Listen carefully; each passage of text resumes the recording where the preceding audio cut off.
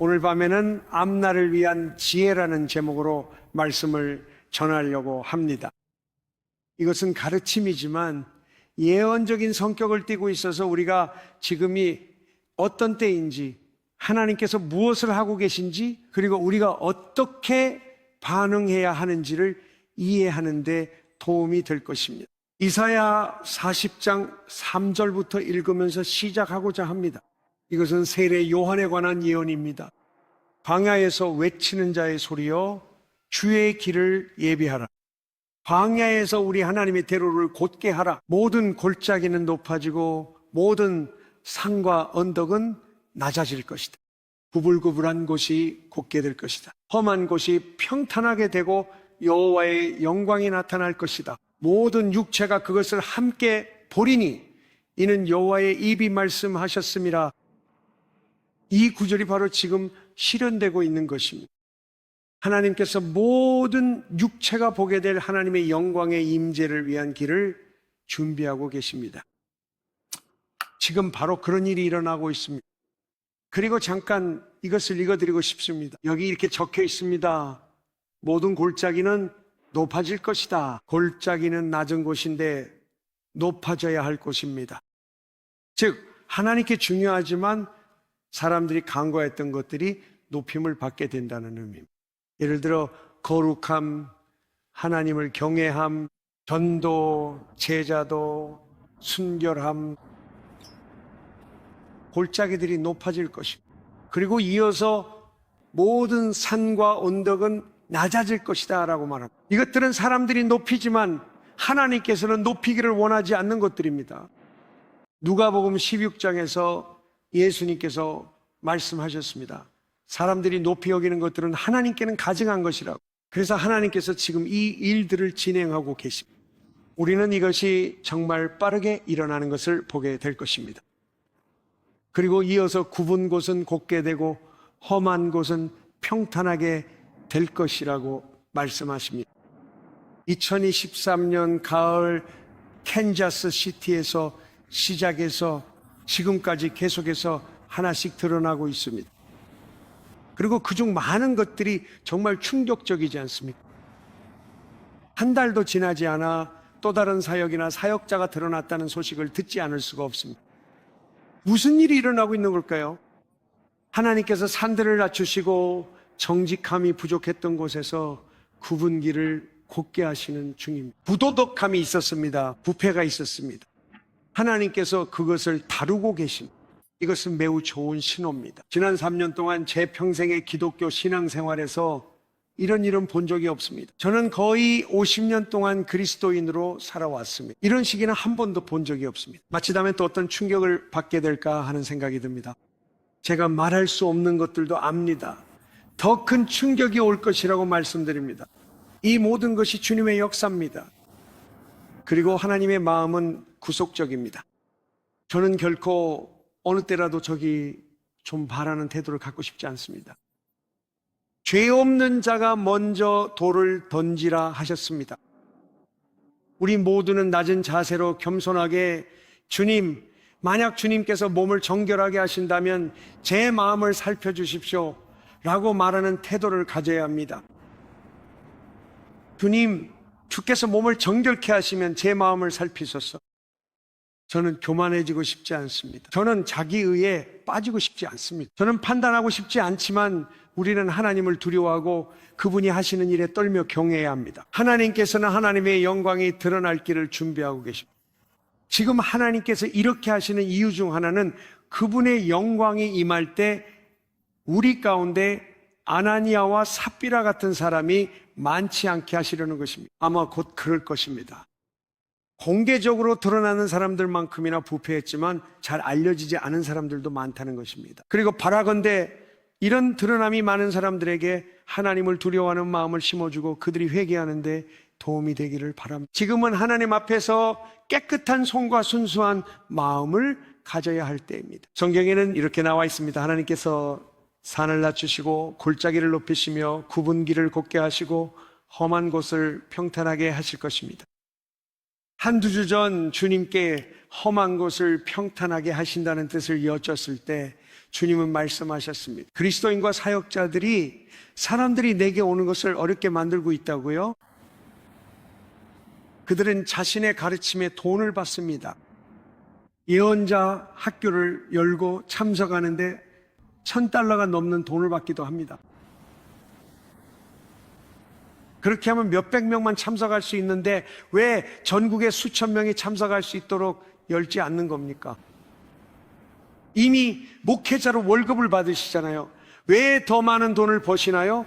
이것이 평탄케 할 험한 길입니다. 우리가 하나님의 말씀을 사람들이 접하기 어렵게 만들 때 예수님께서는 너희가 거저 받았으니 거저 주라고 말씀하셨습니다. 그러므로 하나님 말씀을 쉽게 접해야 하며 대가를 받지 말아야 합니다. 그는 하나님께서 산을 낮추고 골짜기를 높이며 굽은 길을 곧게 하고 험한 길을 평탄케 하실 때 주님의 영광이 나타나 모든 사람이 함께 볼 것이라 말했습니다. 주의 입이 말씀하셨기 때문입니다. 다시 이 설교의 제목을 오늘 밤의 메시지, 앞으로의 날들을 위한 지혜, 저는 우리가 지금 보고 있는 몇 가지에 대해 부분적으로 이야기하고 싶습니다. 이것이 많은 분들의 질문에 답이 되기를 바랍니다. 사람들이 저에게 질문을 해왔습니다. 저는 거짓 형제들에 대해 이야기하고 싶습니다. 또한 진짜 형제이지만 넘어지는 사람들, 즉 타락한 형제들, 배교자들에 대해서도 이야기하고 싶습니다. 우리는 이것을 어떻게 다루어야 할까요? 우리가 지금 일어나고 있는 일들을 볼 때 그것은 우리 마음에 의문이 생기게 만듭니다. 저 사람이 정말로 선한 사람이었을까? 지금은 나빠졌잖아. 도대체 무슨 일일까? 사역자였던 사람이 어떻게 그럴 수 있지? 성경이 뭐라 하는지 살펴보겠습니다. 우월감이 아닌 두려움과 떨림으로 바라봅시다. 주님, 하나님 은혜 없이는 저도 저들과 같았을 것이라 고백해야 합니다. 여기서 무엇을 배울 수 있을까요? 어떻게 더 지혜로워질 수 있을까요? 어떻게 하나님의 길을 따르는 법을 배울까요? 우리 삶에서 무너져야 할 산들이 높아지지 않게 어떻게 배울까요? 하나님 앞에서 바르게 걷는 법은 무엇일까요? 그래야 하나님이 원하시는 낮은 것들이 높아질 수 있습니다. 그래서 이 문제를 살펴보며 많은 답을 얻고자 합니다. 이는 주님의 역사와 우리의 성장을 이해하도록 도울 것이며 앞날을 위해 이 지혜가 꼭 필요합니다. 성령의 불이 임하고 하나님께서 움직이실 때 원수는 가만히 있지 않을 것입니다. 그래서 우리는 더 많은 지혜가 필요합니다. 그래서 먼저 바울이 말한 거짓 형제들에 대해 이야기하며 시작하고자 합니다. 그리고 그 다음으로 넘어가겠지만 우리는 이 부분들을 살펴보고자 합니다. 고린도후서 11장 12절에서 바울은 자신이 사도임을 교회에 마지못해 변호하고 있습니다.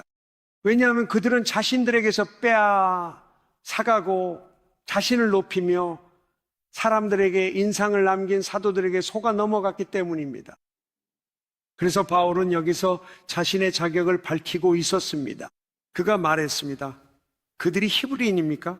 나도 그렇습니다. 그들이 이스라엘 사람입니까? 그가 말했습니다. 나도 그렇습니다. 그들이 아브라함의 자손입니까? 나도 그렇습니다. 그들이 그리스도의 일꾼입니까? 이제 그가 말했습니다. 내가 어리석은 사람처럼 말하고 있지만 나는 더 그렇습니다. 수고함이 있어서도 더 많고 매 맞음은 헤아릴 수 없을 만큼 감옥에 더 자주 갇혔고 죽을 고비도 자주 넘겼습니다. 유대인들에게서 5번 마흔에서 하나를 뺀 매를 맞았습니다. 3번 몽둥이로 맞았고 1번은 돌에 맞았습니다. 3번 배가 파손되었습니다. 하룻밤낮을 깊은 바다에서 지낸 적도 있습니다. 그것은 바다 한가운데에서였습니다. 그리고 자주 여행하면서 물의 위험, 강도의 위험, 동족의 위험, 이방인의 위험을 겪었습니다. 여기서 위험은 곧 위기 또는 위험한 상황을 의미합니다. 도시에서의 위험, 광야에서의 위험, 바다에서의 위험, 거짓 형제들 사이에서의 위험도 있었습니다. 계속 읽겠습니다. 자주 피곤과 수고, 잠 못 이루는 밤, 굶주림과 목마름, 자주 금식함, 추위와 헐벗음 가운데 있었습니다. 이 외에도 매일 내게 닥치는 여러 가지 일들과 모든 교회를 위한 깊은 염려가 있습니다. 누가 약하면 내가 약하지 않겠습니까? 누가 실족하면 내가 분노하지 않겠습니까? 사도가 되고 싶은 분이 몇 분이나 계십니까? 네, 그렇군요. 이것은 십자가에 못 박힌 삶을 의미합니다. 로마서 12장처럼 산재물이 되는 것을 의미합니다. 이제 제가 주목하고 싶은 부분이 있습니다. 그는 위험과 위기가 있었다고 말했습니다. 그는 거짓 형제들 가운데서도 겪었다고 말했습니다. 이 부분에 대해 곰곰이 생각해 보았습니다.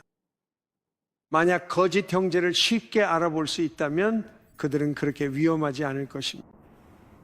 거짓 형제의 위험 중 하나는 거짓 형제들이 그럴 수 있다는 점입니다. 그들은 매우 교묘하게 조종합니다.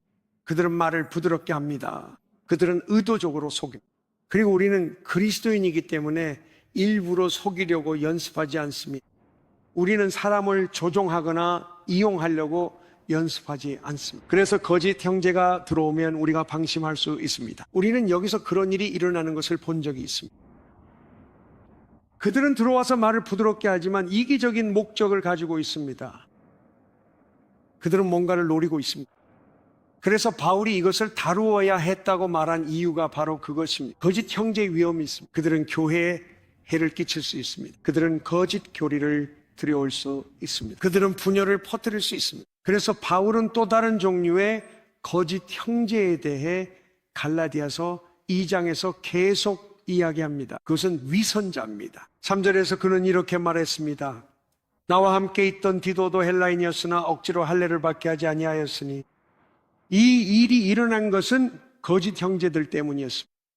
그들은 몰래 들어와서 그리스도 예수 안에서 우리가 가진 자유를 엿보고 우리를 종으로 삼으려고 했습니다. 그러나 우리는 복음의 진리가 여러분과 함께 계속되도록 그들에게 한 시간도 굴복하지 않았습니다.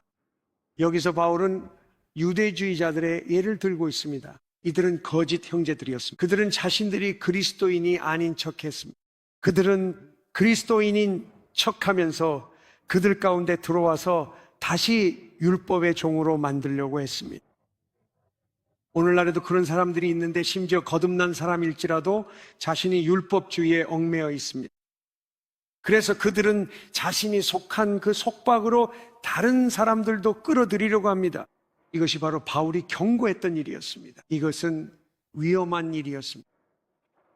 그러므로 거짓 형제들이 있습니다. 그리스도인이 아니면서도 그리스도인인 척하는 사람들이 있습니다. 또 다른 부류가 있는데 거짓 형제들과 같은 부류지만 사도행전 20장에서 바울은 그들을 사나운 일이라고 부릅니다. 바울은 사도행전 20장 29절과 30절에서 이렇게 말했습니다. 내가 떠난 후에라고 하며 에베소 교회의 장로들에게 말하고 있습니다.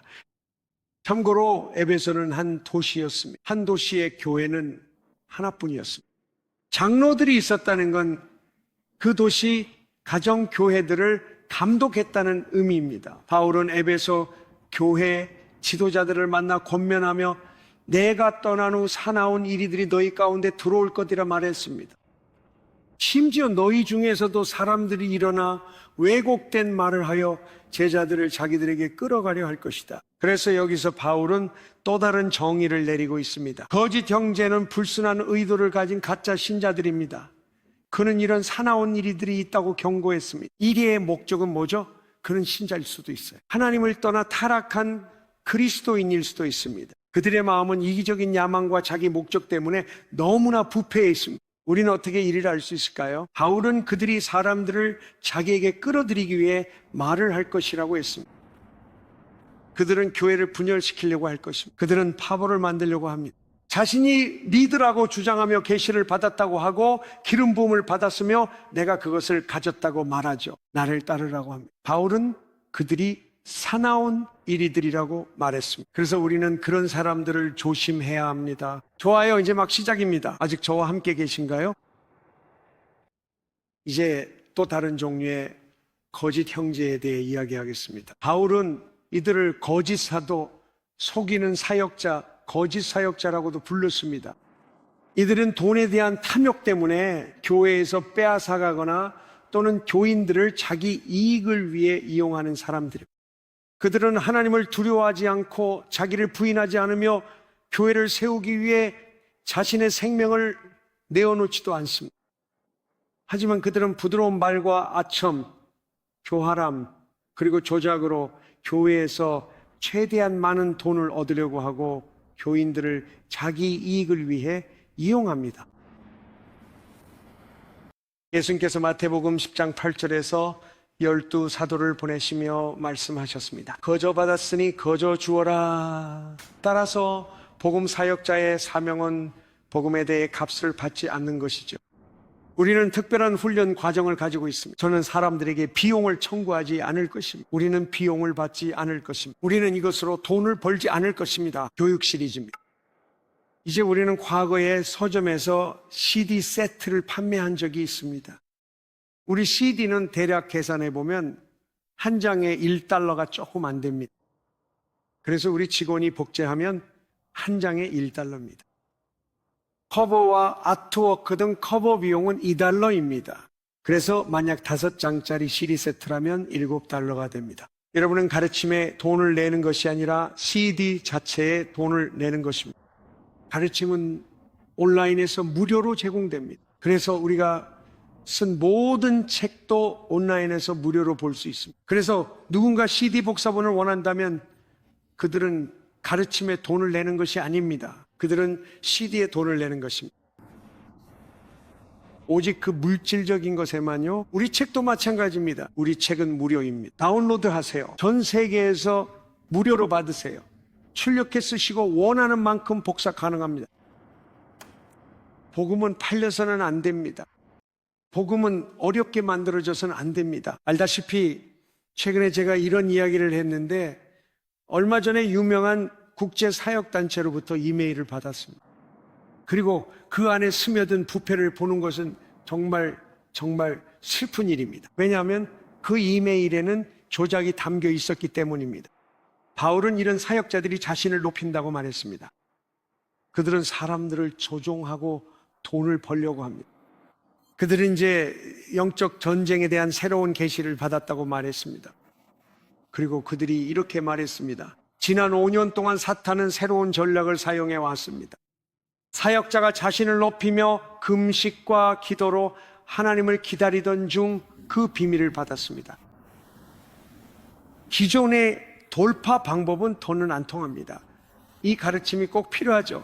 의역하자면 이 메일을 본 분들은 다 공감하실 겁니다.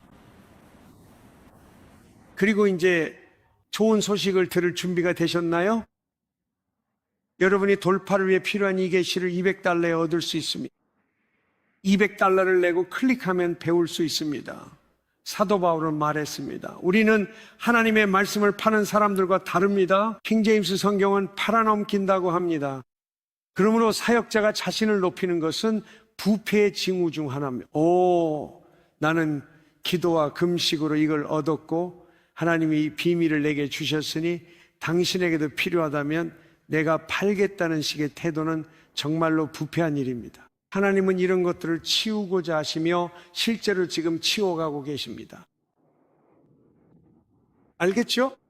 이제 잘 보세요. 또 다른 종류의 거짓 형제들에 대해 이렇게 말하고 있습니다. 베드로후서 2장입니다. 베드로는 자기 시대의 거짓 사역자들을 언급하면서 그들을 부패한 선지자 발람에 비유합니다. 베드로후서 2장 15절에는 이렇게 나와 있습니다. 그들이 바른 길을 버리고 잘못된 길로 갔으니 부정한 삭슬 사랑한 부올의 아들 발람의 길을 따랐다. 흥미롭게도 발람에 대해 살펴보죠.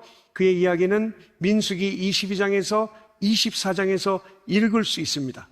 발람은 선지자였습니다. 그는 선견자였습니다. 그는 주님과 만남을 가졌습니다. 22장부터 24장을 보면 주님이 나타나셨고 발람의 입에 말씀을 주셨습니다. 발람은 환상을 본다 말하며 예언했습니다. 그는 내 눈이 열려 있다고 말했습니다. 성경에 그렇게 나와 있습니다. 그는 눈을 뜬 채로 환상을 보고 있었습니다. 그는 주님을 보고 환상을 보고 말씀을 받았습니다. 하지만 그는 너무 타락해서 하나님이 그를 죽이려 하셨죠.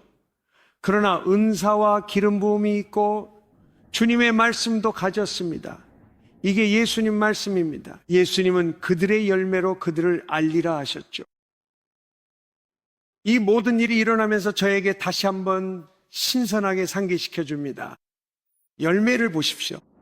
경건한 성품을 찾으십시오. 징조를 무시하지 마십시오. 알겠습니까? 이제 발람을 살펴봅시다. 발람은 민수기 22장에서 처음 등장합니다. 그는 이스라엘이 모압 평야를 지날 때 등장합니다. 모압 왕 발락은 이스라엘을 두려워하며 말했습니다. 그들이 와서 모두 차지할 거다. 마치 소가 풀을 뜯어 먹던 말이지. 그게 그가 한 말입니다. 그래서 그는 점쟁이 또는 예언자로 알려진 발람에게 갖고 사신들을 보냈습니다. 그리고 그들은 점쟁이의 삭, 즉 돈을 가지고 왔습니다. 그는 발람에게 돈과 명예를 주려고 했습니다. 그리고 발락이 발람에게 말했습니다. 당신이 축복하는 것은 축복받고 당신이 저주하는 것은 저주받는다는 것을 우리는 압니다. 우리는 당신이 우리의 적 곧 이스라엘 백성을 저주해 주길 바랍니다. 우리는 그들이 두렵기 때문입니다. 발람은 주님께 뜻을 구했습니다. 그런데 왜 그는 주님께 뜻을 구해야 했을까요? 누군가 와서 저는 당신이 기독교인들을 저주해 주길 바랍니다라고 말한다면 저는 꺼져라고 할 겁니다. 제가 말하길 잠깐만요. 당신이 돈을 좀 가지고 있는 것 같네요. 제가 기도해보고 허락을 받을 수 있는지 알아볼게요. 그러니까 그가 지금 그렇게 하고 있는 겁니다. 보이시죠? 정직함은 어디에 있습니까? 하나님을 두려워하는 마음은 어디에 있습니까? 하나님이 말씀하셨습니다. 발락이 보낸 사람들과 함께 가지 말고 이 백성을 저주하지 마라. 그들은 복받은 자들이다. 그것이 주님의 말씀이었습니다. 그는 이미 그것을 알고 있었어야 했습니다. 그렇죠? 이제 잘 보세요. 그래서 발람은 주님께 두 번째로 여쭤보기로 결정했습니다. 그가 말하길 나는 할 수 없다고 했습니다. 그가 말하기를 그들은 불만족스러워 했지만 돈은 가지고 있었습니다. 그는 주님께 다시 묻겠다고 했습니다. 두 번째로 묻자 주님은 진노하셨습니다. 너무 화가 나 그를 죽이려 길에 천사를 세우셨습니다. 성경에 그렇게 나와 있습니다. 그것이 부패했기 때문입니다. 하나님은 그가 가는 것을 원치 않으심을 이미 아셨고 가지 말라 하셨습니다. 하지만 그가 다시 여쭤보자 하나님께서 가라고 하셨습니다. 하나님은 그가 가길 원치 않으셨습니다. 마치 아들이 유산을 달라는 것과 같았죠. 원래 그렇게 하면 안 되는 일입니다. 아버지가 언제가 적절한 시기인지 결정하시는 겁니다. 그래서 그는 하지 말아야 할 일을 하고 있었어요. 하지만 아버지는 여기 있다고 말했습니다. 가끔 우리는 뜻이 아닌 걸 하나님께 구하기도 하죠. 계속 고집한다면 우리가 구한 것을 얻게 될 수도 있지만 그것이 우리에게 좋지 않을 수 있습니다. 그래서 하나님께서 가라고 하셨지만 화가 나셨습니다. 그리고 하나님께서 가라 하지만 저주하지 말고 내가 말하는 것만 말하라고 하셨습니다. 그래서 그는 명령대로 하나님을 저주하지 않았지만 여전히 탐욕에 이끌렸습니다. 후에 그의 타락함이 드러났지만 하나님은 발람에게 계속 말씀을 주셨습니다. 그는 주신 말씀만 전하겠다며 결국 저주하지 못했습니다. 그래도 그는 그들에게서 무언가를 얻고 싶어 했습니다. 그는 조언했습니다. 그는 직접 저주하지 못해도 저주받게 할 방법은 안다며 부도덕한 여인들과 우상 숭배를 들여오라 했습니다. 그들이 빠지면 저주와 심판을 경고하셨고 실제로 그리하셨으니 참으로 타락한 일입니다. 그래서 왜 제가 이 이야기를 하고 있을까요? 이 사람은 환상을 직접 보는 사람이었습니다. 그는 22장, 23장, 24장에 기록된 대로 100% 정확한 여러 예언을 했습니다. 그는 정확한 말씀을 전하고 환상을 직접 보며 주님을 보고 그분의 음성을 듣습니다. 그런데 하나님은 그에게 크게 진노하셔서 그를 죽이려 하셨습니다. 이는 신구약 모두 타락으로 기록됐죠. 왜 제가 이 말을 할까요? 이런 사역자들이 나타나고 있습니다. 저는 모든 사람이 처음부터 그렇게 시작한다고 생각하지 않습니다. 어쩌면 발람도 처음부터 그렇게 시작하지는 않았을 것입니다. 그래서 예수님께서 말씀하셨듯이 끝까지 견디는 자가 구원을 얻을 것입니다. 처음부터 난 타락할 거야 라고 말하진 않죠. 물론 그렇게 시작하는 사람들도 있습니다. 그런 사람들도 있습니다. 처음부터 타락한 사람들도 있습니다. 선한 의도로 시작해 잘못된 길로 가기도 하죠. 베드로후서의 발람과 그를 따르는 자들에 대한 언급에 이점이 나타나 있습니다. 그가 이렇게 말했습니다. 그들은 바른 길을 버리고 잘못된 길로 갔습니다. 그들은 발람의 길을 따랐습니다. 그러니까 언젠가는 그들이 바른 길에 있었지만 그 길을 버리고 잘못된 길로 간 것입니다. 그래서 어떤 사람들은 이렇게 말합니다. 어떻게 그들이 타락할 수 있지? 우리는 그 사역을 받고 정말 좋았어요. 아마도 그랬을 겁니다. 하지만 하나님은 마음속에 무엇이 있는지 아십니다. 네. 그래서 우리가 다시 말하지만 우리 중 누구라도 자기 의에 빠지는 태도를 갖는 것은 위험하다고 생각하지 않습니다. 우리가 이것을 보는 이유는 모두가 두려움으로 하나님께 저를 그런 길에서 지켜주시고 바른 길로 인도해달라고 기도하기 위함입니다. 하나님은 내 경외함을 그들 마음에 두어 나를 떠나지 않게 하리라 하셨습니다. 우리도 그래야 합니다. 모든 계시 속에서 배우려면 하나님 평생 주를 경외하는 마음이 더욱 커지길 원합니다라고 기도해야 합니다. 왜냐하면 하나님의 두려움이 마음에 있으면 결코 떠나지 않기 때문입니다. 주님으로부터가 아니라 죄악으로부터 떠나게 됩니다. 그것이 바로 하나님을 경외하는 마음입니다. 이제 신약에서 바울도 교회에서 이기적인 이익을 추구하는 사람들, 사역자들을 다뤄야 했습니다. 고린도후서 11장 1절에 기록됐죠. 여러분이 제 어리석음을 조금만 참아주세요. 여러분은 이미 저를 참아주시네요. 나는 하나님의 질투로 여러분을 위해 질투하죠. 여러분을 한 남편에게 정혼시켰으니 순결한 처녀로 그리스도께 드리기 위해서죠. 그러나 나는 두렵습니다. 혹시 뱀이 그 간교함으로 하와를 속인 것처럼 여러분의 마음도 그리스도께 대한 진실하고 순수한 헌신에서 벗어나 미혹될까 염려합니다. 여기서 잠깐 멈춰 봅시다. 이 부분이 바로 우리 누구나 길을 벗어날 수 있는 지점입니다. 우리는 기름 부음도 받고 은사도 있고 하나님을 섬기며 모든 것을 제대로 하고 있는 것처럼 보일 수 있습니다. 하지만 우리 마음의 중심 동기가 하나님에 대한 최고의 사랑, 하나님의 영광, 하나님의 뜻이 아니라면 문제가 됩니다. 그분은 우리가 사역이 아니라 그리스도께 대한 진실하고 순수한 헌신을 유지하고 붙잡아야 한다고 말씀하셨습니다. 여기에는 큰 차이가 있습니다. 왜냐하면 사람은 아주 작은 변화만으로도 방향이 달라질 수 있기 때문입니다.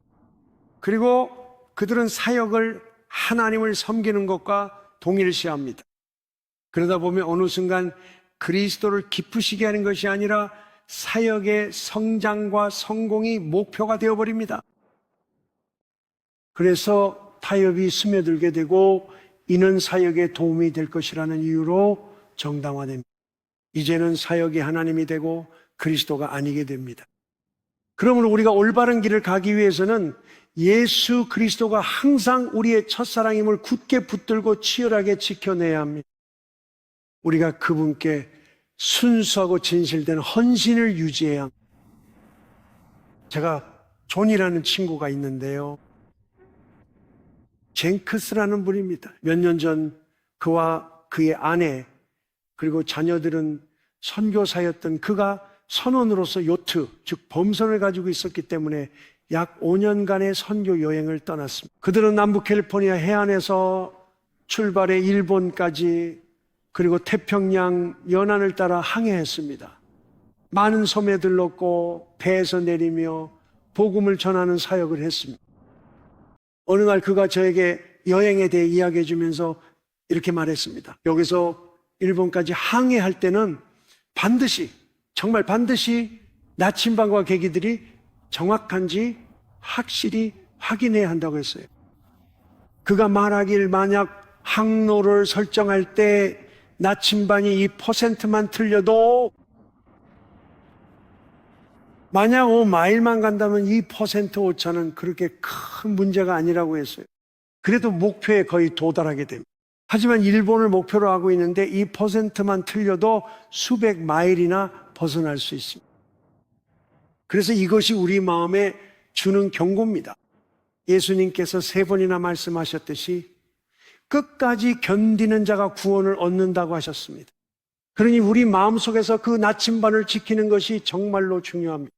오직 한 가지 그리스도와 그의 말씀에 대한 진실하고 순수한 헌신뿐입니다. 그게 전부입니다. 만약 우리를 움직이는 다른 무언가가 있다면 우리의 믿음은 난파하게 될 것입니다. 그래서 그런 여러분이 그리스도께 향한 순수한 헌신을 저버릴까 두렵다 했습니다. 만약 누군가 와서 우리가 전하지 않은 다른 예수를 전하면 미국에선 다른 예수가 전파됩니다. 단지 예수님을 영접하면 된다는 식입니다. 회개하지 않아도 됩니다. 예수님을 마음에 받아들이기만 하면 됩니다. 회개하지 않아도 됩니다. 기도 한 번 하고 예수님을 받아들이기만 하면 됩니다. 진정한 구원은 없습니다. 다른 예수와 복음일 뿐입니다. 여러분이 받지 않은 영이나 복음을 전한다면 여러분은 그것을 그냥 용납할 수도 있습니다. 그리고 그는 고린도후서 11장 7절에서 계속 말합니다. 내가 하나님의 복음을 값없이 여러분에게 전하기 위해 나 자신을 낮추었기 때문에 여러분이 높아지게 된 것이 죄가 되었습니까? 그래서 다른 사람들이 들어왔습니다. 그런 말했습니다. 나는 누구에게도 짐이 되지 않았습니다. 값을 받지 않고 하는 일에 대해 그는 말하며 매사에 여러분에게 짐이 되지 않도록 스스로를 지켰습니다. 그리고 앞으로도 그렇게 할 것입니다. 그리스도의 진리가 내 안에 있어 아무도 나를 막지 못할 겁니다. 내가 여러분을 사랑하지 않아서일까요? 하나님은 아십니다. 하지만 내가 하는 일은 앞으로도 계속해 나갈 것입니다. 바울은 그들 사이에서 수고하며 누구에게도 짐이 되지 않았습니다. 그는 다른 교회들의 빚을 졌다고 말하기도 했습니다. 즉, 저는 그들에게 지원을 받아 여러분께는 아무것도 받지 않았습니다. 제가 왜 그랬을까요? 왜냐하면 여러분에게서 돈을 받아가는 다른 사람들이 들어왔기 때문입니다. 그리고 그는 말했습니다. 여기 그가 한 말이 있습니다. 나는 내가 하고 있는 일을 계속할 것입니다. 그들이 자랑하는 일에 있어서 우리와 같이 인정받고자 하는 자들에게 기회를 끊어버리기 위함입니다. 다시 말해 이 거짓 사역자들은 돈 없이는 할 수 없습니다. 그는 진실과 거짓의 차이를 알 수 있게 무료로 하겠다고 말했습니다. 그건 사실입니다. 바울은 같은 장에서 고린도인들이 분별력 부족으로 거짓 사역자들에게 학대당하게 방치했다고 권면합니다. 그는 말하길 여러분은 누군가 여러분을 종삼거나 삼키거나 빼앗아가도 그냥 참아냅니다. 최근에 누군가가 저에게 이런 이야기를 해주었습니다. 그들이 어떤 아주 국제적으로 유명한 사역자의 집회에 참석했다고요. 그의 이름은 말하지 않겠습니다. 그리고 그는 특별한 축복이 있다고 가르치고 있었습니다. 그들은 주님으로부터 아주 특별한 축복을 받을 수 있다고 했습니다. 하지만 그 축복을 받으려면 300달러의 헌금을 해야 한다고 했습니다. 그리고 이분이 말하길 정말 그 축복이 필요했다고 했습니다. 정말 필요했어요. 마음이 불편했어요. 이 돈을 내야 할까 고민이 됐죠. 하지만 그 축복이 필요했어요. 결국 그들은 돈을 냈고 나중엔 이게 얼마나 끔찍한지 생각했죠. 참 비뚤어진 일이에요. 그 사역자와 면식은 없으나 기름 부으심은 확실했습니다. 바로 그 점에서 사람들이 혼란스러워하는 거예요. 사람들은 의아해하겠지만 이유는 분명합니다. 그들은 하나님 앞에서 모든 일에 책임을 져야 합니다. 불꽃 같은 눈과 빛나는 놋새 같은 발, 폭포 소리 같은 음성을 가진 그분 앞에 선다고 생각해 보세요. 많은 물소리 같은 음성입니다. 하나님의 백성을 속인 책임을 져야 한다면 어떨까요? 전 절대 그러고 싶지 않네요. 그런데 이 말씀을 꼭 드리고 싶습니다. 누가복음 16장에서 예수님께서 말씀하셨죠? 불의한 재물에 충성하지 않는 자는 참된 부를 맡길 수 없다고 하셨습니다. 이제 참된 부는 하나님께서 자신의 나라에서 우리에게 주실 수 있는 것들입니다. 다시 말해 돈에 충실한 것은 하나의 시험입니다. 모든 신자는 하나님께서 우리에게 주시고자 하는 참된 부의 충만함을 누리기 위해 이 시험을 통과해야 합니다. 우리는 돈을 사랑하거나 돈을 섬기는 것이 아니라 그것을 잘 관리하는 법을 배워야 합니다. 좋습니다. 계속해서 말씀드리겠습니다. 아직 돈 얘기 중인데요. 곧 더 흥미로워집니다. 고린도후서 12장 14절 보시죠. 세 번째 방문을 준비 중이며 여러분에게 폐를 끼치지 않겠습니다. 나는 여러분의 것을 구하지 않습니다. 그는 여러분의 소유가 아닌 여러분을 원합니다라며 그리스도 안에서의 성장을 바란다고 했습니다. 보십시오. 여기 진짜 사도와 거짓 사도를 구분하는 시험이 있습니다. 자녀가 부모를 위해 저축하는 것이 아니라 부모가 자녀를 위해 저축해야 합니다. 그리고 나는 여러분의 영혼을 위해 기꺼이 내 것을 쓰고 또 내 자신까지도 내어주겠습니다. 이게 참된 하나님의 일꾼이죠. 자녀가 저축 안 한다더군요. 이런 얘기를 듣곤 하죠. 여러분은 모르겠지만 전 들어봤습니다. 이런 목회자들이 있습니다. 여기 바로 이곳에도 있었는데 이름이나 자세한 내용은 말하지 않겠지만 사도적 네트워크에 있는 어떤 사람이었습니다. 그리고 수년 전 저는 그곳에 직접 운전해서 매달 열리는 모임에 참석하곤 했습니다. 그게 어떤 것이었냐면요. 그것은 재정적인 조직이었습니다. 물론 그 이상일 수도 있었겠죠. 하지만 그 네트워크의 일원이 되려면 수입의 10%를 11조로 내야 했습니다. 아니면 최소 5%라도 내고 점차 10%까지 올려야 하는 시기였죠. 꼭 10%를 강요한 건 아니었던 것 같아요. 일종의 제한이었던 셈인데 이게 뭘 의미할까요?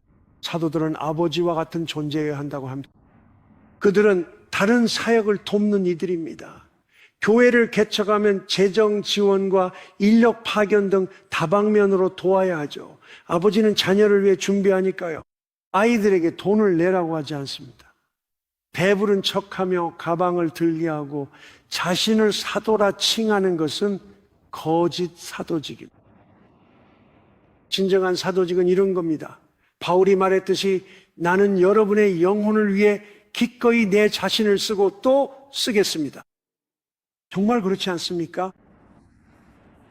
그는 19절에서 말하길 사랑하는 여러분, 여러분의 덕을 위해 모든 것을 합니다라고 했습니다.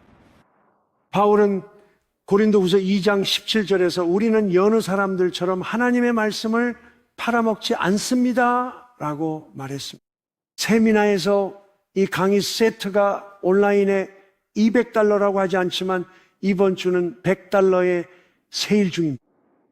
그게 사실입니다. 그건 부패한 일입니다. 그건 부패한 일입니다. 도대체 어떻게 이런 일이 일어난 걸 다 알지는 못해도 성령님의 말씀은 들립니다. 주께서 이제 끝내셨습니다.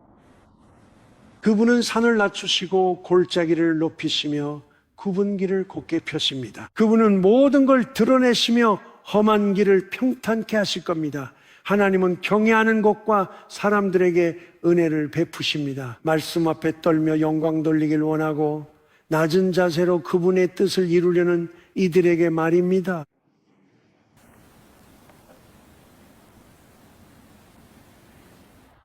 바울은 고린도 후서 2장에서 이렇게 말합니다. 우리는 말씀을 파는 자들과 달리 진실함으로 하나님이 보내신 자처럼 그리스도 앞에서 말합니다. 즉 당시에도 그런 이들이 많았음을 알 수 있습니다. 이제 제 생각에는 모든 목회자가 예를 들어 CD를 판매하거나 하는 사람들이 모두 의도적으로 그렇게 부패했다고는 생각하지 않습니다. 왜냐하면 제가 만난 사람들의 경험상 그들은 그냥 다른 사람들도 다 그렇게 하니까 하는 경우가 많았기 때문입니다. 그들은 이렇게 생각합니다. 저 사람도 하고 저 사람도 하니까 이게 정상 아닌가라고요? 저는 말했습니다. 아니요. 성경은 그렇게 말하지 않습니다. 한 목사님이 여기 오신 적이 있는데 정말 사랑받는 하나님의 사람이었습니다. 몇 년 전 그분이 세미나를 열며 참가비 $59를 받으려 했죠. 그래서 제가 말했습니다. 오셔도 되지만 우린 아무에게도 돈을 안 받을 겁니다. 전 누구에게도 돈을 받지 않겠다고 했습니다. 저는 말했죠. 꼭 축복받게 해드리겠다고요. 항상 축복받게 하겠지만 돈은 일절 받지 않겠습니다. 누구든 오길 원합니다. 작은 가족으로 시작할 때에 그 기분을 잘 압니다. 어떤 모임에선 난 갈 형편도 안 되네 라는 생각도 했었죠. 왜 난 안 될까 싶었지만 제 생각을 나눴더니 다들 받아주셨어요. 맞는 말씀입니다. 저는 돈을 받지 않을 겁니다. 좋아요. 좋은 일이죠. 다시 강조하자면 누가복음 16장 14절에서 예수님은 불의한 재물에 충실하지 않으면 누가 참된 부를 맡기겠느냐 하셨습니다. 목회자나 교회뿐 아니라 모든 신자를 위한 말씀입니다. 우리 모두 재정 관리를 배워야 하죠. 사도들이 겪은 몇 가지 시험을 봅시다.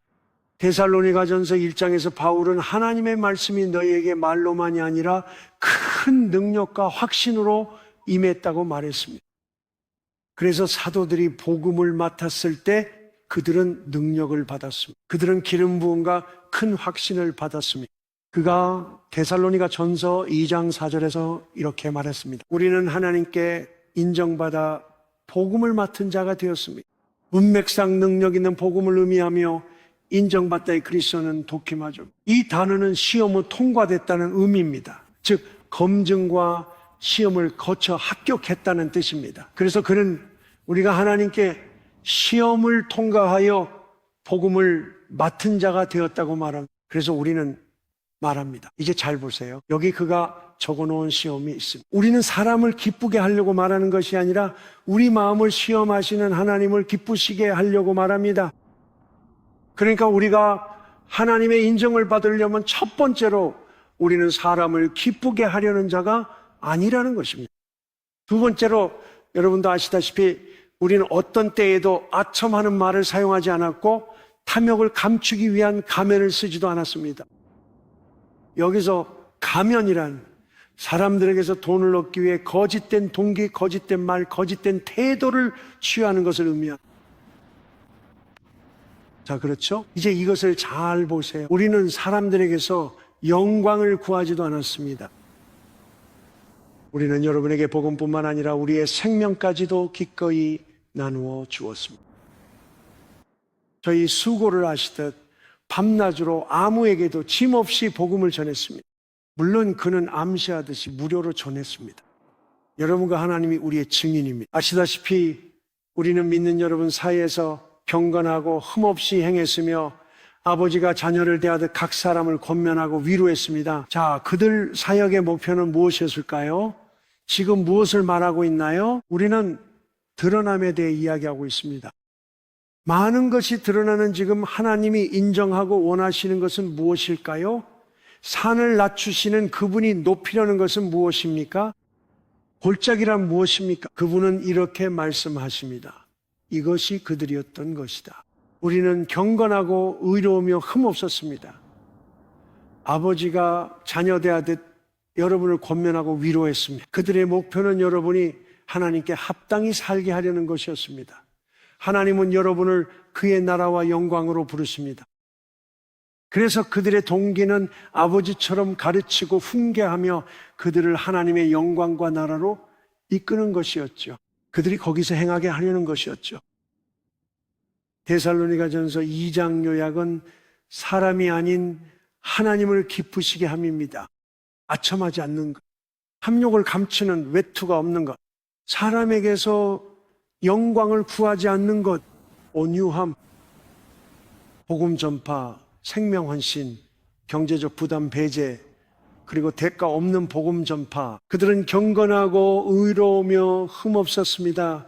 사람들 사이에서 수고하며 아버지처럼 권면하고 위로하여 그들이 하나님 나라와 영광에 합당히 행하게 했습니다. 이것이 참된 사역입니다.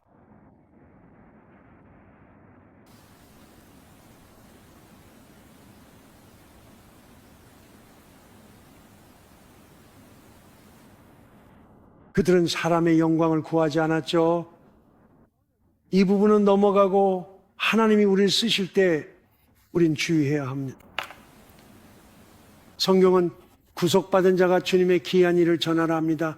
다만 우리가 영광 받지 않고 주님만 영광 받으시도록 전할 때 매우 조심해야 합니다. 이는 아주 미묘한 부분입니다.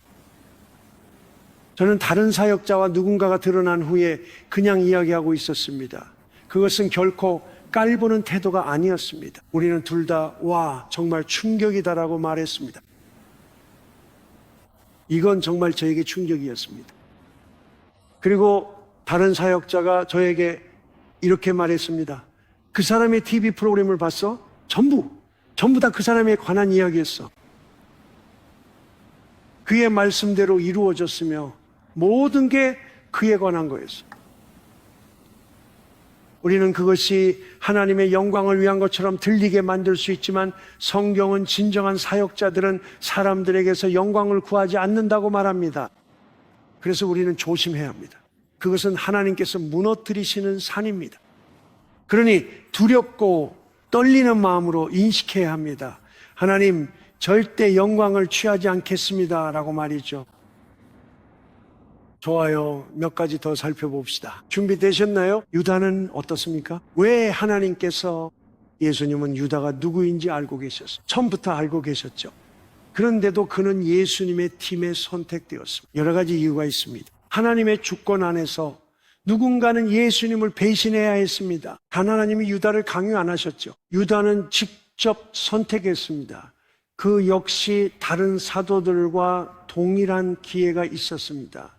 예수님을 보고 들으며 늘 함께 했습니다.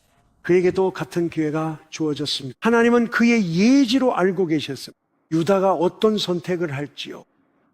하나님은 유다의 행동을 예지하고 선택하셨을 뿐 강요하지 않으셨습니다. 유다의 자발적 선택을 하나님의 예지로 사용하신 것입니다.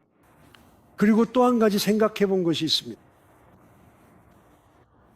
유다가 스스로 목숨을 끊고 그의 정체가 드러난 후에 나머지 11명이 서로 대화를 나누었을지 궁금합니다. 겟세마네 동산에서 유다가 그런 행동을 하는 것을 보고 그들이 얼마나 충격을 받았을지 궁금합니다. 아니면 그랬을까요? 그들은 유다를 보며 뭔가 징조가 있었던 것 같아라고 말했을까요? 나는 몇 가지 징후를 본 적이 있어요. 그들이 어떤 대화를 나눴을지 궁금합니다. 그리고 제가 궁금했던 것이 있습니다. 하나님의 주권, 하나님은 아무것도 헛되이 하지 않으십니다. 유다는 제 생각에는 진정한 신자가 아니었기 때문이라고 생각합니다. 그는 예수님 말씀을 안 믿었죠. 믿었다면 배신 안 했을 겁니다. 딴 의도가 있었죠. 그는 믿지 않았습니다. 예수님께서 하신 말씀을요, 예수님이 곁에 없을 때 유다가 다른 제자들에게 비판이나 냉소적인 말을 흘렸을지 궁금합니다. 얘들아, 너희 진짜 그걸 믿는 거야? 이건 어때요? 그는 도둑이었대요. 사역자금을 관리하면서 거기서 돈을 훔쳤죠. 그래서 그는 하나님을 두려워하지 않았습니다. 그리고 저는 그가 드러난 후에 제자들이 저는 그렇게 믿어요. 뒤돌아보며 이전에 간과했던 작은 신호들을 볼 수 있었다고 생각합니다. 그리고 앞으로는 모두가 더 나은 분별력을 갖게 되었다고 생각합니다. 왜 그런지 궁금해요. 왜 그런지요? 주님, 왜 어떤 사람들이 드러나기 전까지 그렇게 멀리 가도록 허락하시는 건가요? 정답은 모르지만 하나님이 사역자에게 회개할 시간을 주시는 것이라 봅니다. 하나님은 이세벨에게도 시간을 주셨죠. 그녀는 교회에서 음행과 우상 숭배를 가르치고 있었습니다. 그보다 더 나쁠 수는 없습니다. 하나님은 그녀에게 회개할 기회를 주셨다 하셨습니다. 하지만 저는 또한 그들이 드러날 때 우리 모두가 뒤돌아보고 거기서 배울 수 있도록 도와준다고 생각합니다. 그러니까 이렇게 말할 수 있죠. 돌이켜보면 몇 가지가 좀 정말 누군가를 믿을 때는 그 사람을 그냥 넘어가게 되더라고요. 아니야, 그럴 리가 없어. 우리는 최선을 믿어야 해. 그럴 리가 없지. 그리고 이제 우리는 더 나은 분별력으로 앞으로 나아갑니다. 모든 게 선을 위해 작용합니다. 유다, 데마라는 인물도 있습니다. 성경에 3번 언급되는데 빌레몬서, 골로새서, 디모데후서입니다. 빌레몬서 1장 13절에서 바울이 데마를 어떻게 불렀는지 보겠습니다. 바울의 말입니다. 함께 갇힌 에바브라, 마가, 아리스다고, 데마, 누가가 무난합니다. 나의 동역자들입니다. 그래서 바울은 데마를 자신의 동역자라고 부릅니다. 그게 얼마나 큰 특권인지 상상해 보세요. 바울은 신약 성경의 절반이 넘는 책을 썼습니다. 그는 하늘에 이끌려 올라간 적도 있습니다. 그는 복음을 예수님께 직접 받았습니다. 모든 은사를 사용하며 성령 충만하여 교회를 세우고 악령과 싸웁니다. 그의 동역자가 된다는 것, 예수님께 직접 멘토링을 받은 이에게 배우는 것은 정말 큰 특권입니다. 그는 바울의 동역자였고 바울이 언급한 골로새서 4장 14절입니다. 사랑받는 의사 누가와 데마가 여러분에게 문안합니다. 그러니 그는 바울과 함께 일하고 있었습니다. 이제 보세요. 바울이 로마에서 처형을 앞두고 있을 때 그는 이렇게 씁니다. 디모데야, 속히 내게 오라. 데마는 세상을 사랑해 나를 버리고 떠났다. 어떻게 이런 일이 일어날 수 있을까요? 보세요. 성경은 다가올 세대의 능력을 맛본 자들에 대해 말합니다. 그들은 하나님의 선한 말씀을 맛보고 성령을 함께 나눴습니다. 데마도 분명 다 겪었을 겁니다. 그리고 결국 넘어지죠. 그는 날 버렸어라고 말했습니다. 그 이유를 말해줍니다. 그는 이 세상을 사랑했기 때문에 어쩌면 새로운 전차들, 언덕 위의 새 집들, 예쁜 여자들, 무엇이든 클럽이든 그는 그것들을 사랑했습니다. 그래서 그는 나를 버리고 세상을 택했습니다. 그렇다면 이것이 우리에게 무엇을 말해줄까요? 어떤 사람들은 처음에는 진실하게 시작합니다. 그들은 정말로 동역자입니다. 그들은 정말로 섬기고 있습니다. 하지만 그 과정에서 변화가 찾아오고, 그래서 성경은 끝까지 견디는 자가 구원을 얻으리라고 말합니다. 자, 하나만 더 볼게요. 하나 더 볼 시간이 있나요? 네, 있습니다. 그리스가 말했습니다. 있어요. 이건 좋은 예입니다. 이 사람은 솔로몬 왕입니다. 솔로몬 왕을 살펴봅시다. 솔로몬 왕은 처음에 하나님을 매우 기쁘시게 했습니다. 저도 그에게서 배웠습니다. 주님께 저도 원한다고 말했죠. 그는 사심 없이 그저 주를 더 잘 섬기게 무엇을 주실지 구했습니다. 그것이 하나님을 매우 기쁘시게 했습니다. 우리 모두는 거기서 배울 수 있습니다. 열왕기상 3장 5절을 보면 기브온에서 꿈에 나타나신 하나님이 솔로몬에게 말씀하셨죠. 무엇이든 구하라고요. 그는 주님을 봅니다. 하나님께서 그에게 백지수표를 주십니다. 솔로몬은 다스릴 수 있는 지혜로운 마음 혹은 분별력 있는 마음을 구했습니다. 그리고 그는 장수나 부를 구하지 않았습니다. 이것이 하나님을 기쁘시게 했습니다. 하나님께서 솔로몬을 기뻐하셨기 때문에 하나님께서는 그에게 그 시대의 어떤 사람보다도 뛰어난 지혜를 주셨습니다. 그리고 하나님께서는 말씀하셨습니다. 내가 너에게 부와 명예도 주겠다. 그것은 그가 구하지 않은 것이었습니다. 그래서 그는 젊은 시절부터 하나님을 기쁘시게 하며 시작했습니다. 저는 하나님께서 솔로몬에게 주신 지혜가 선물, 즉 지혜의 선물이었다고 말씀드리고 싶습니다. 이것은 또 다른 종류입니다. 솔로몬은 나이가 들어 수백 명의 이방 아내들과 결혼함으로써 하나님에게서 멀어졌고 그 아내들은 그의 마음을 다른 신들을 향하게 하여 그들을 숭배하게 만들었습니다. 그는 하나님의 계명을 무시했습니다. 그는 몰렉과 그모스와 같은 우상들을 위한 이방 신전들을 지었습니다. 그리고 열왕기상 11장에 설명된 대로 그는 주님의 눈에 악을 행하여 하나님께 대한 헌신을 잃었습니다. 여기에 이렇게 기록되어 있습니다. 솔로몬 하나님께서 금지하신 모압, 암몬, 에돔, 시돈 등 여러 나라의 공주 700명과 첩 300명을 아내로 맞이했습니다. 이 아내들은 그의 마음을 야훼께만 드리는 데서 멀어지게 했습니다. 그는 성기능 문제가 있었습니다. 그는 이방 신전들을 지었습니다. 그는 아내들이 분양할 수 있도록 산당을 세웠습니다. 그는 하나님을 기쁘시게 하는 것보다 아내들을 기쁘게 하는 것을 더 사랑했습니다. 명백한 불순종이었습니다. 하나님이 2번이나 나타나 다른 신을 따르지 말라 경고하셨으나 그는 고의로 어겼습니다. 하나님께서 그에게 2번 나타나셨습니다. 잘못된 우선순위, 그의 막강한 권력과 부는 점차적인 영적 쇠퇴로 이어졌고 그는 자신의 자존심과 이익을 위해 정치적 동맹을 우선시하는 듯 보였습니다. 그리고 그는 하나님께 대한 헌신보다 아내들의 쾌락을 더 우선시했습니다. 이에 하나님은 나라가 솔로몬의 아들 르호보암에게서 나뉠 것이라 하셨으나 다윗을 사랑하셔서 유다 한 지파를 르호보암에게 남기셨습니다. 하나님이 다윗과 맺은 언약을 지키기 위해서였죠. 성경의 경고에 귀 기울여야 하는 이유입니다. 솔로몬을 통해 무엇을 배울까요? 솔로몬은 아버지 다윗에게서 시편을 듣고 배웠을 가능성이 매우 높습니다. 정말 그럴 가능성이 높습니다. 그리고 다윗은 시편에서 여호와를 경외하는 것이 지혜의 시작이라고 썼습니다. 솔로몬은 성경을 기록했습니다. 그는 전도서를 썼습니다. 그는 전도서의 마지막 두 구절을 완성했습니다. 전도서 12장과 13장입니다. 12장 13절에서 14절입니다. 이것은 솔로몬이 쓴 것입니다.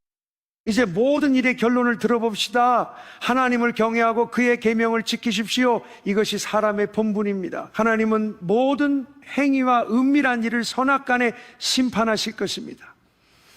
솔로몬의 기록입니다.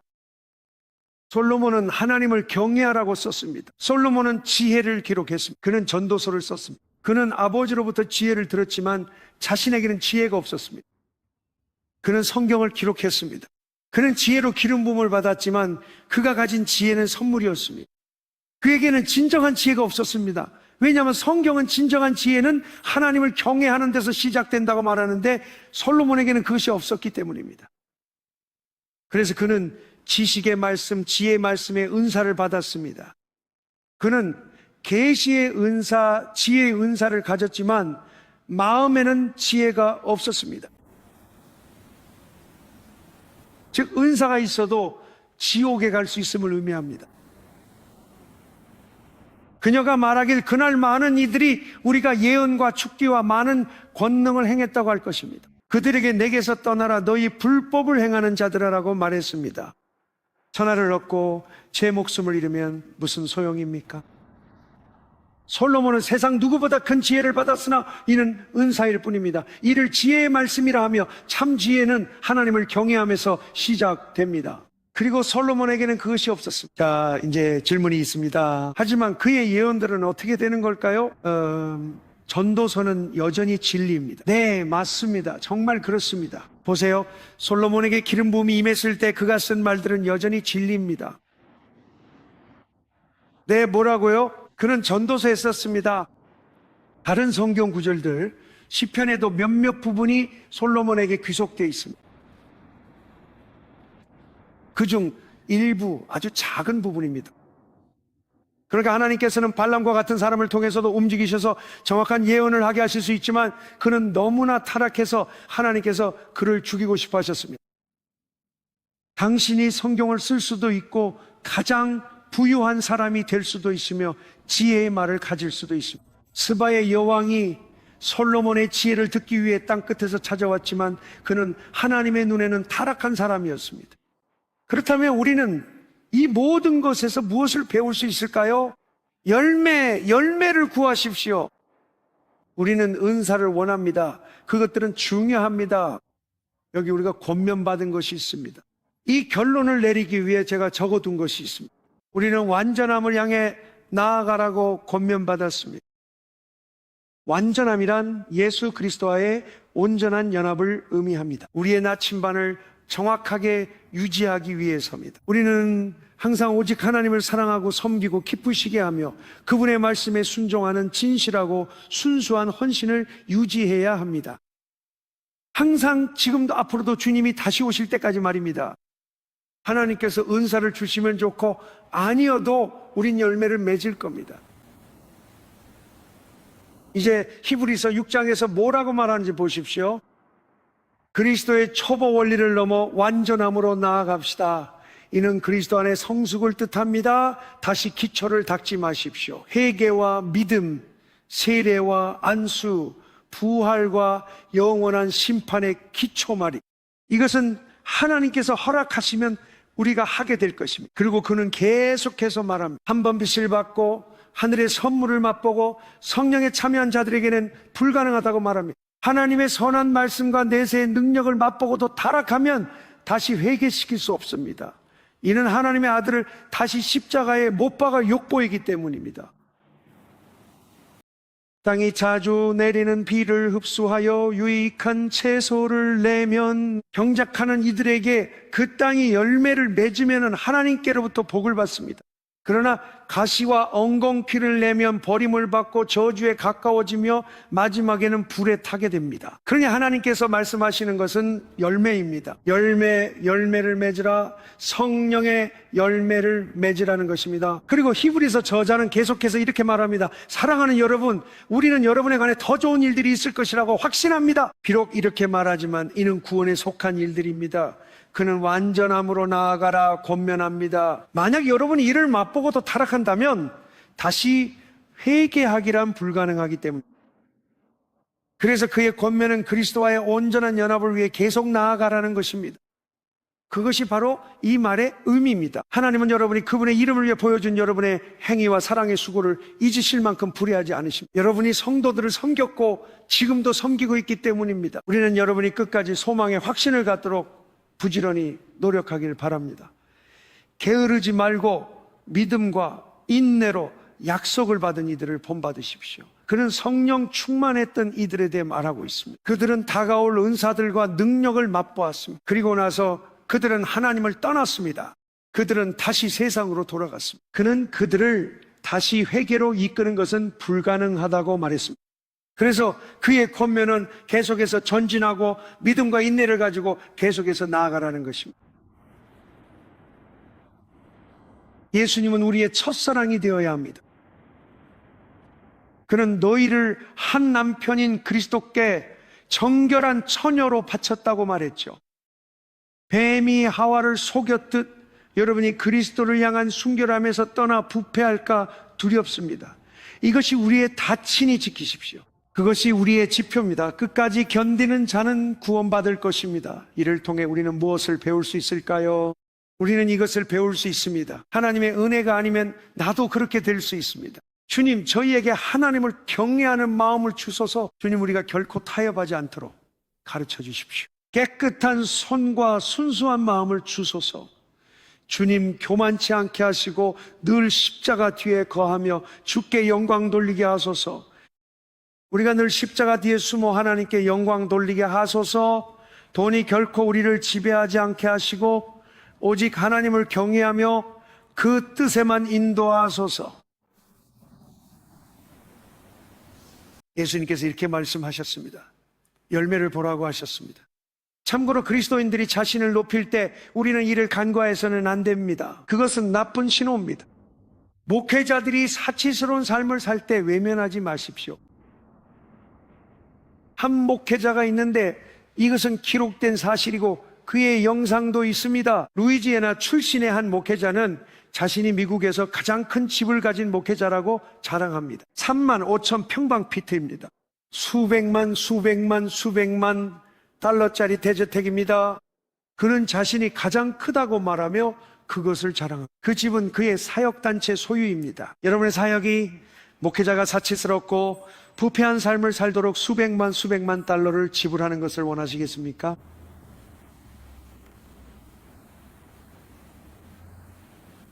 그 점을 잊지 마십시오. 목회자들이 말씀을 가르치며 사례를 받는 것도 그냥 넘기지 마십시오. 성령의 열매를 보십시오. 마태복음 7장 말씀입니다. 양의 옷을 입고 다가오는 거짓 선지자들을 조심하십시오. 겉으론 의로워 보이지만 속은 탐욕스러운 이들입니다. 즉 굶주려 있다는 거죠. 무엇이에요? 바로 돈입니다. 예수님께서 말씀하셨습니다. 그들의 열매로 그들을 알게 될 것이라고요. 사람이 가시나무에서 포도를 엉겅퀴에서 무화과를 따겠습니까? 이와 같이 좋은 나무는 좋은 열매를 맺고 나쁜 나무는 나쁜 열매를 맺습니다. 좋은 열매를 맺지 않는 나무마다 지켜불에 던져집니다. 그러므로 그들의 열매로 그들을 알게 될 것입니다. 주님, 우리가 열매를 맺고 또 열매를 찾을 수 있도록 도와주소서. 저는 은사를 원해요. 모든 사람이 은사를 갖기를 바랍니다. 하지만 우리가 열매에 뿌리를 내리길 원합니다. 거의 다 끝났습니다. 요한일서 3장 7절 어린 자녀들아 아무도 너희를 속이지 못하게 하라. 의를 행하는 이는 그분의 의로우심 같이 의롭습니다. 죄를 짓는 자는 마귀에게 속하나니 마귀는 처음부터 범죄하였음입니다. 주께서 오신 것은 마귀의 일을 멸하시기 위함입니다. 하나님께 난 자는 죄를 짓지 않으니 신의 씨가 그 안에 있고 하나님께 낮기에 범죄할 수 없습니다. 이로써 하나님의 자녀와 마귀의 자녀가 구별됩니다. 의를 행하지 아니하는 자나 자기 형제를 사랑하지 아니하는 자는 하나님께 속하지 아니한 자입니다. 누군가 심판받을 때 아나니아와 삽비라 같은 일이 일어날 수 있습니다. 부디 그렇지 않길 바랍니다. 겸손히 남을 비난 말고 하나님을 두려워하며 교만을 버리십시오. 주님, 저를 정결하게 하도록 도와주소서라고 기도하십시오. 주님, 저를 정결하게 하소서. 고린도전서 10장 12절, 그러므로 선줄로 생각하는 자는 넘어질까 조심하라. 마태복음 7장 2절 예수님께서 말씀하셨습니다. 너희가 심판하는 그 심판으로 너희도 심판을 받을 것이다. 너희가 헤아리는 그 헤아림으로 너희도 헤아림을 받을 것이다. 그러므로 우리는 교만해서는 안 됩니다. 남을 비난하기보다 두려운 마음으로 주님, 저를 깨끗하게 해주소서라고 기도해야 합니다. 잠언 24장 17절, 내 원수가 넘어질 때 기뻐하지 말라. 그가 엎드러질 때 네 마음이 즐거워하지 말라. 여호와께서 이것을 보시고 기뻐하지 아니하실까 두려워하며 그분이 그의 진노를 그에게서 돌이키실까 염려하라. 누군가가 드러나거나 넘어질 때 우리가 기뻐한다면 우리는 하나님의 불쾌함을 사게 됩니다. 사랑은 불의를 기뻐하지 않습니다. 그래요, 사랑은 가장 원수의 죄나 어리석음 앞에서도 슬퍼합니다. 그게 바로 사랑의 역할이죠. 사랑은 진리, 모두의 거룩함과 행복을 기뻐하죠. 잠언 17장 5절, 재앙을 기뻐하는 자는 벌을 면하지 못하리라. 제가 이렇게 말하는 이유는 폭로 영상을 올리는 사람들이 있는데 그들 중 일부에게는 정말로 건강하지 못한 태도가 있기 때문입니다. 그리고 그 영상을 보는 사람들 중에도 자기 의에 빠져서 우쭐대며 그래 저거 봐 하는 태도가 있습니다. 저거 좀 봐요. 하나님의 은혜가 없다면 우리가 누구겠습니까? 욥은 탄식하며 말했습니다. 원수의 멸망을 기뻐하거나 재앙을 보고 즐거워했다면 그는 주님, 이런 태도는 잘못된 것입니다 라고 말한 것입니다. 저는 그런 적이 없기를 바랍니다. 하지만 우리는 어떻게 해야 할까요? 마태복음 5장 이웃 사랑과 원수 증오에 대해 들었지만 원수를 사랑하며 저주하는 자를 축복하라. 너희를 미워하는 자를 선대하고 모욕하며 박해하는 자를 위해 기도하라. 그래야 하늘에 계신 너희 아버지의 자녀가 된다. 하나님은 선인과 악인에게 해를 비추며 의인과 불의한 자에게 비를 내리시죠. 이것이 하나님의 마음입니다.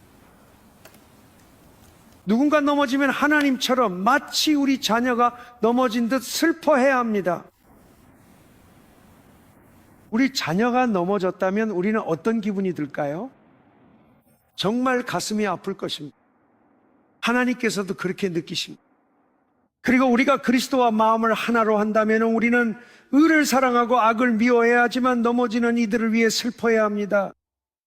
우리는 그들을 위해 기도해야 합니다.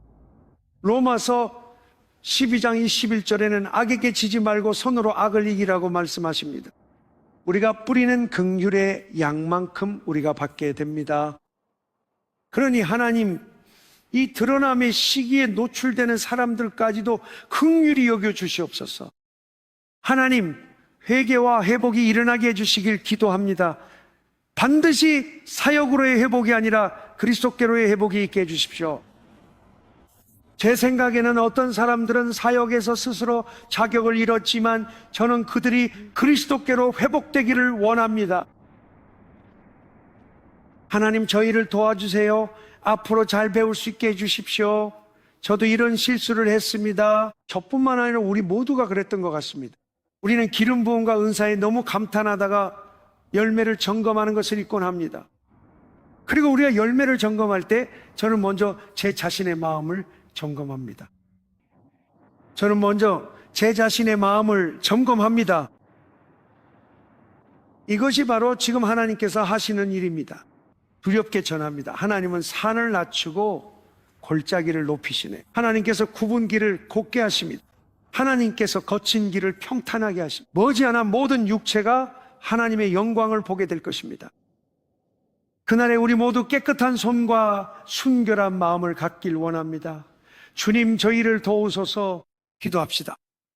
주님, 우리 모두를 도와주십시오. 주님, 저는 기도합니다. 우리 안에 잘못된 우선순위나 이기적인 야망, 교만, 잘못된 동기, 주님, 자기 의로움이나 남을 비웃거나 손가락질하거나 마음속으로 남을 깔보는 것이 있다면 누군가가 넘어지거나 드러났을 때에 하나님, 우리를 용서하시고 깨끗하게 해주십시오. 주님, 우리는 깨끗한 손과 순결한 마음을 가진 자들이 되길 원합니다. 주님, 우리 모두 오직 은혜로 여기까지 왔음을 압니다. 보혈로 우리를 씻어주시고 우리 교회의 새로운 차원의 순결과 거룩함을 허락하소서. 주님, 새로운 사랑과 친절의 차원을 허락해 주십시오. 우리의 삶을 내려놓게 하소서. 주님, 우리가 거룩함의 대로 위에 세워지길 원합니다. 산과 골짜기가 평탄케 되고 굽은 길이 곧아져 주의 영광이 나타날 거룩한 대로에 서길 원합니다. 주여, 우리에게 주의 뜻을 이루소서. 예수님 이름으로 기도합니다. 모두 함께 아멘으로 화답합니다.